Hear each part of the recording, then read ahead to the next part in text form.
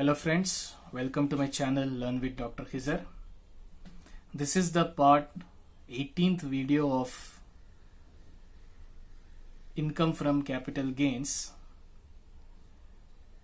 and I hope it is the 8th problem which we are solving today. So in the previous problems we have seen the basic problems as well as the problems related to exemptions under section 54, then we saw under section 54 I think B, right? So further continuing to this, okay, here also with new adjustment we are going to solve the problem today. Okay, if you have not watched my previous videos, kindly watch, because theory is very important to understand the adjustments related to exemptions. Okay, so let us start the problem. So here is the question. Mr. Manik purchased a plot in 2004-5 for rupees 2 lakhs. It was sold on 15/1/2019 for rupees 20 lakhs and he paid rupees 3 lakhs as brokerage charges. He invested rupees 1 lakh in NHAI bonds and rupees 2,10,000 in bonds issued by Rural Development Corporation Limited. Compute his taxable capital gain if cost inflation index is of 2004-5 is 113 and 2018-19 is 280. So very small question given, but we will learn the new adjustment with this. So as usual, let me just give you a tip, remind the tip that understanding question is very important. So here, who is the assessee? Mr. Manik is the assessee. What he is doing? He has purchased the plot. So the type of asset is plot here. When did he purchase? In 2004-5 he has purchased. The value of purchase is 2 lakhs, which we call as cost of acquisition. So many things we came to know in this first sentence. Then the second sentence tells that he has sold something. Okay, that is he has sold.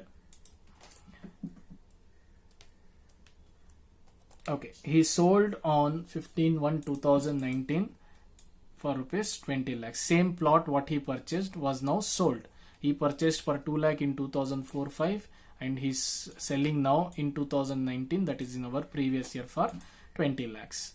And for this sale he has spent some 3 lakh rupees for paying to the broker, that is called as brokerage charges, that is realization expenses. So many things here we have covered. So let us try to solve. Computation of taxable income from capital gains. Assessee is Mr. Manik. Because his residential status is not given, so we will assume to be resident.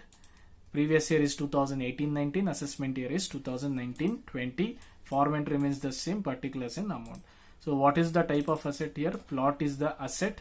So now let us understand plot comes under which category of asset. There are 3 categories of asset, as we know: financial asset, depreciable asset and other asset. Plot is also an other asset. Okay, the rules for other asset tells that 3 years is the minimum duration to decide whether the asset is long term in nature or short term in nature. So if the assessee is holding the asset for a period of less than 3 years, okay, it is short term capital asset. If the assessee is holding the asset with him for more than a period of 3 years, it is called as long term capital asset. So how to identify that? We need to see the purchase date and sale date. The asset was purchased in 2004 and sold in 2019. Means to say that it is more than 3 years the asset was there with the assessee, Mr. Manik, right? So we can easily declare this plot as an long term capital asset. When we declare as long term capital asset, we need to follow the format of long term capital gains, right? So the format starts like this. Gross sale consideration. What was the value of sale? It was 20 lakhs, which is given in the question. Sold for 20 lakhs and brokerage is 3 lakhs. So that is your realization expense. 20 lakhs minus 3 lakh if you do, you will get the net sale consideration, right? Gross sale consideration minus realization expense, you will get the net sale consideration. Fine. Then next is, because it is long term in nature, so indexing of acquisition and indexing of improvement cost we have to do in this problem.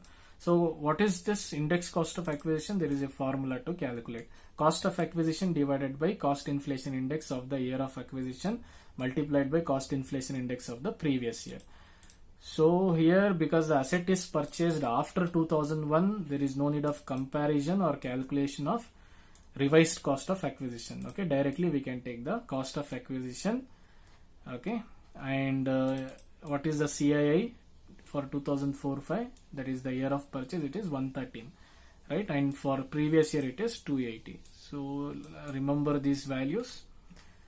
So cost of acquisition is 2 lakhs and cost inflation index of year of acquisition is 113 and cost inflation index of previous year is 280.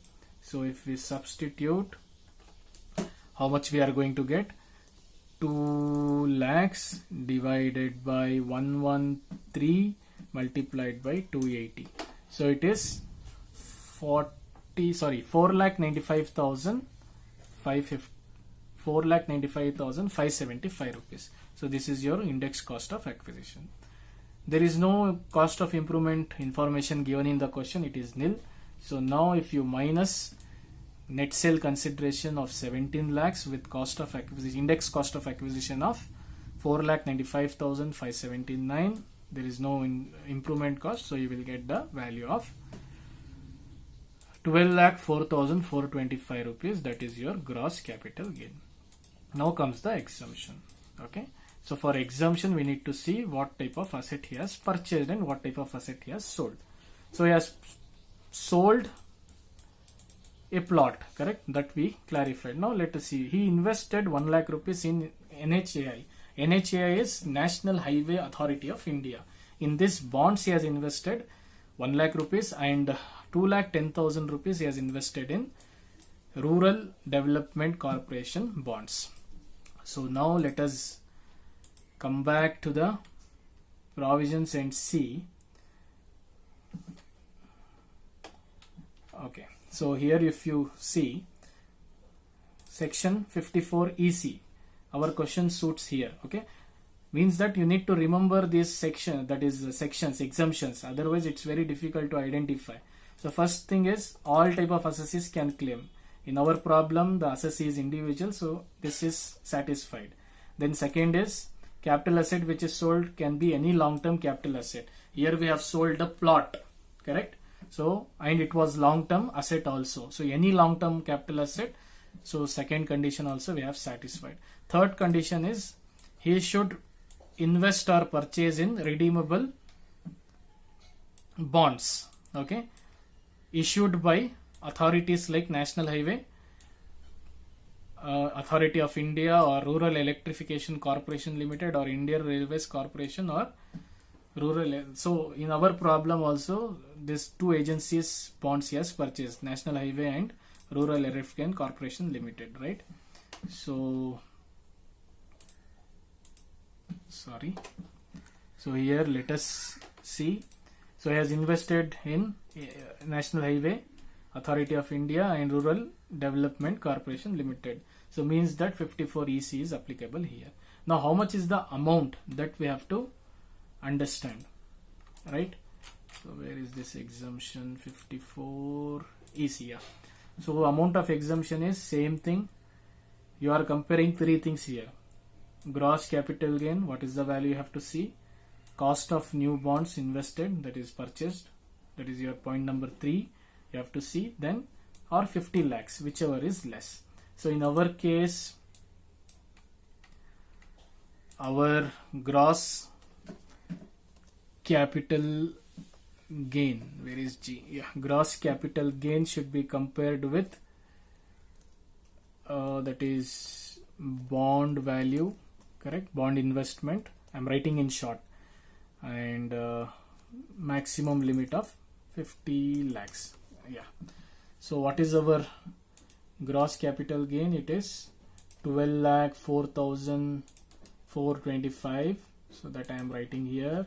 Our bond value is, one is NHAI bonds 1 lakh and rural development bond 3,10,000. So totally if you do, you will get, sorry, 3,10,000. Yeah, 3,10,000.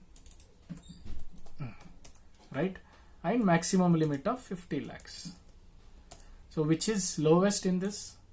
3,10,000 is lowest, correct? Right? Whichever is lowest. So 3,10,000 is lowest. So you are going to consider 3,10,000 rupees. So that's the reason here we have written as 3,10,000. Fine. Okay. If suppose this is low, it is 1,02,000. In that case, you will take 1,02,000. Among these three, whichever is lowest, you have to take. Okay. Hope you have understood this. Now you are going to minus gross capital gain with exemptions total, that is 3,10,000. 12,04,425 minus 3,10,000, you will get 8,09,000 rupees. So this is your final answer. Got it? Okay, hope you have understood this problem also. Now you are understanding how to apply the exemptions also. So kindly, before the next video, read all the exemptions, the 4 or 3 points of